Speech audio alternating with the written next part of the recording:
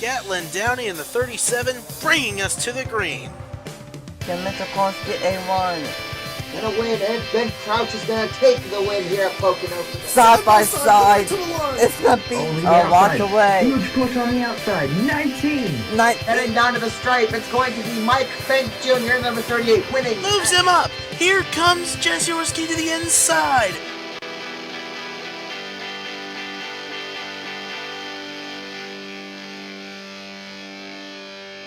What's up, everyone? It's your boy NS Racing 95, aka Nathan Station Unit, and welcome everyone to Phoenix, Arizona for Phoenix Raceway.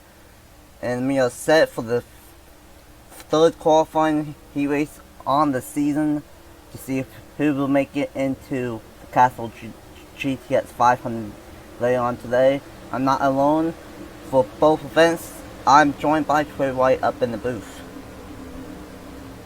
Good morning, everybody, afternoon or evening, whenever you are watching this race. Nathan, we are definitely in store for a great race here at the old Phoenix International Raceway, the old layout of this race. We have the part-time guys going here. Who's going to make it into the main show? Let's find out. 14 laps, top 4 make it into the Castrol GTX 500.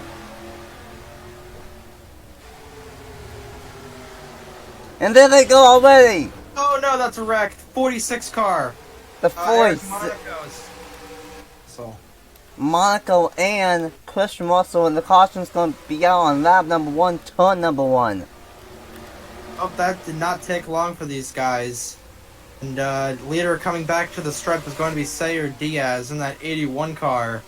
But, man, hopefully that's not what's in store for the Cup race at Darlington. That's tomorrow when we're filming this. But man, that was quite the interesting start to this part-time race, wasn't it? Yeah, these guys, it's been a little bit since we have raced. Normally it's on a Saturday, but this week it's on a Tuesday, the same day, the 1-year anniversary of the first ever NIRA race. And these guys got really aggressive really early, and always the first crash of the day. Everyone will stay out as they don't have to pit, but obviously the 46 of Eric Monaco with a destroyed back end is going to come down onto pit road. He shouldn't be out, but it's going to be tough for him to make it into the top 4. It is. He pancaked the rear end of that 46 Toyota into the outside wall. So, unfortunately, he might go a lap down here with the shortness of this racetrack. But I don't think he's going to be out. Just going to try and get some repairs on that car. But man, just tough break for Eric Monaco. And he maybe not even do anything. Just took off the back bumper. Yep. So trying to not lose a lap here. So yeah, that's how that's gonna happen. That would be something if he is able to make it into the top 4 with no back bumper. But we have to wait and see if he can. But let's see if we'll happen to bring out the first caution on lap number 1 in the part-time race to see if he will make it into the Castrol GTX 500. This is lap, and they went 3 wide already on lap number 1. Nick Kennedy tried getting up front of the 7th, but did not work. Cut each other, and Eric Monaco just was an innocent bystander in the 46 and backed into the outside wall with a big shot. And then Russell, he got clipped a little bit and pancaked the outside wall. He's not nearly as bad, but just a unfortunate scenario. And honestly, that's all because of Nick Kennedy sending it in turn 1 lap number 1. That could have been avoided, but he just decided to be aggressive way too early. Lap 1, turn 1, Nick Kennedy just sliding up and gets hooked by the 7, and then just Eric Monaco, just an innocent bystander. And those are always the toughest crashes to watch. Just the guy who gets the most damage was just an innocent bystander that was collaterally collected by everything. But doesn't seem to have that much damage, but that's going to be a heck of a lot tougher for Eric Monaco to claw his way up to the top 4 to make it into the main show. But we'll take you back to the restart here in the qualifying race. Welcome back. We accidentally missed the restart, but Monaco's teammate, the 66 of Ben Dover, going to try to take the race lead now. Bend over. That's definitely an interesting name. He's going to try and bend to the inside and try and take it, but no. Over on the top side of the 81 is going to retain the lead as the 66 falls back in line. Right now, the top 4 that will make it into the show will be the 81, the 66, the 25, and the 54. Dale Camel trying to make it into the Red Bull Cup Series main event 2 weeks in a row. But Monaco gonna give a bumper to the back of the 81. Ooh, Dover. He bended the 81 over, and he's going to try and get him on the outside. On the inside here, he might have him, but the Sawyer Diaz. Oh, Dover's going to try and slide job up on the 81, nearly makes contact on the back straightaway. And these guys are battling really, really hard for the race lead and for the top 4. But here comes one driver that has done really good so far this season. Made both races so far, 20 gold 3 in a row to start the season. Twisted Allen in the number 40 for Chip Ganassi Racing. Indeed, Allen. He's trying to make it into the show, and the way these guys are battling up here as they enter the dog leg, he might have a chance. He's got the 25 on the unpreferred line, the 25 of Clark McGee. Clark McGee's going to lose a couple of positions. And Allen, he's going to try and go 3 wide in the back. That could be dangerous. It looks like they're going to keep it straight for now. But meanwhile, Diaz and Dover just keep on going back and forth for this race lead. And meanwhile, chucking back with 4 assists. He's not that bad. He's able to maintain with the tailwind of the pack, but definitely not going to have a shot to make it into the top 4 now.